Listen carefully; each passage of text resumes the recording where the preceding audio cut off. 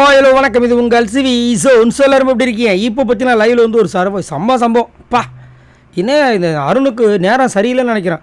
அடிமேல் அடி வாங்கிட்டே இருக்காப்புல. இங்கெல்லாம் இருந்த ஈகோ அந்த பிரச்சனை தான் இந்த ப்ரொமோட்டில் வந்த அந்த வீக்லி டாஸ்கில் அவ்வளோ பிரச்சனை பண்ணிருக்காரு.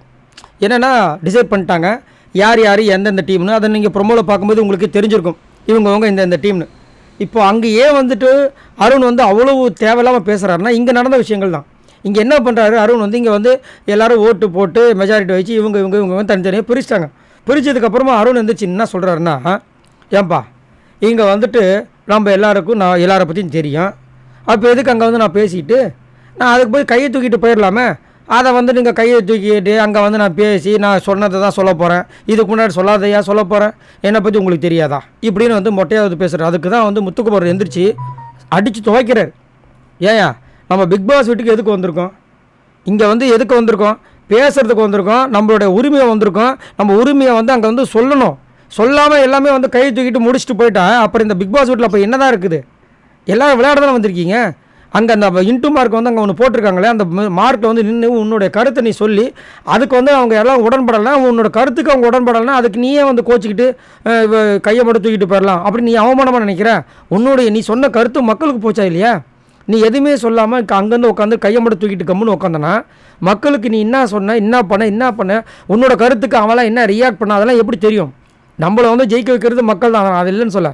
ஆனால் அந்த மக்களுக்கு நான் யாருன்னு காட்டுறதுக்கு நீ அந்த இன்ட்டு மார்க்கில் நின்று போய் பேசினா தானே தெரியும்.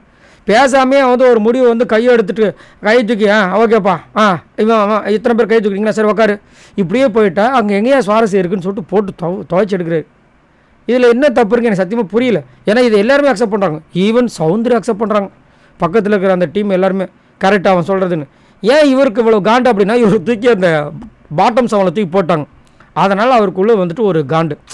ஆனால் இன்னும் ஒரு கொடுமை தெரியுங்களா, இப்போ அன்அஃபிஷியல் ஓட்டிங்ஸில் பாட்டமில் தான் இருக்கார், அதுதான் அங்கே கொடுமை. அதே மாதிரி அவரும் பாட்டமில் போயிட்டாப்புல, அதனால் அவர் வந்துட்டு அவ்வளோ பேசிகிட்டு இருக்காரு. மேபி அவர் இந்த பக்கம் வந்திருந்தால் கண்டிப்பாக வந்துட்டு இந்த கருத்தில் வச்சுருக்க மாட்டார். அவருக்கு இப்போ என்ன ஆயிடுச்சுன்னா ஆல்ரெடி லேபர்னு ஒரு பிரச்சனை போச்சு. காலையில் லேபர்னு சொல்லிட்டு தீபக் வந்து கலாச்சாரு, அதுக்கப்புறம் மன்னிப்பு கேட்டார், வேறு விஷயம். இப்பயும் லேபர்லேயே நம்மளை உட்கார வச்சிட்டாங்களே பாஸ் லேபர்னு. இப்போ அந்த லேபரு என்ன பண்ணுறான்றதை நீங்கள் பாருங்கள், நான் காமிக்கிறேன்னு சொல்லிட்டு வேணுன்ட்டு பிளான் பண்ணி தான் அந்த ப்ரொமோட்டோவில் ஒரு பிரச்சனையை கிளப்பியிருக்காரு நம்ம அருண். சரி, நீங்கள் உங்களோட கருத்தை சொல்லுங்கள். எதுக்காக இவ்வளோ ஈகோ இவ்வளோ ப்ரொவோக் ஆகி அங்கே அவ்வளோ பேச்சு நல்லா புரியுதுங்களா? இப்போ ஏன் ப்ரொமோட்டோ அப்படி வந்து பிரச்சனை வந்துச்சுன்னு இங்கே வந்துட்டு முத்துக்குமார் அதுவும் வந்து என்ன சொல்கிறாருன்னா, முத்துக்குமார் வந்து மாக்கிங் வேறு பண்ணுறாரு. முத்துக்குமாரை வந்து மாக்கிங் பண்ணி டிங்கு வந்துட்டு இங்கே வந்து ஒரு சில பேர் வந்துட்டு இங்கே நடக்கிற விஷயங்களை வாய்ப்பாக பயன்படுத்தி அதை வந்துட்டு ஒரு அவங்களுடைய கருத்து சுதந்திரம் மாதிரி பேசி மக்களை ஏமாத்துறதுக்கு அவங்க பயன்படுத்தலாம், ஆனால் எங்களுக்கு அது தேவையில்லை அப்படின்றாரு.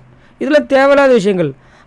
அவர் வந்து அதை வந்து மக்கள்கிட்ட எப்படி பேசணும்னு நினைக்கிறாரோ பேசணும்னு நினைக்கிறாரோ அது அவரோட இண்டிவிஜுவல் கேம். அவர் என்ன பண்ணுறாரு, அதுக்கு மக்கள் வந்து கொடுக்க போகிறாங்க ஆதரவோ இல்லை எதிர்ப்போ. உங்களுக்கு முடிஞ்சால் பேசணும், இல்லையா கம்முன்னு உட்காரணும். அதை விட்டுட்டு அவரை மாதிரி மாக்கிங் அப்படி டிங்கு நடந்துட்டு போகிறார். இதெல்லாம் என்ன ஒரு ஆட்டிடியூடு? சரி, என்னத்தான் சொல்ல. சரி, நீங்கள் உங்களோட கமெண்ட்ஸை சொல்லுங்கள். பாய் நண்பர்களே.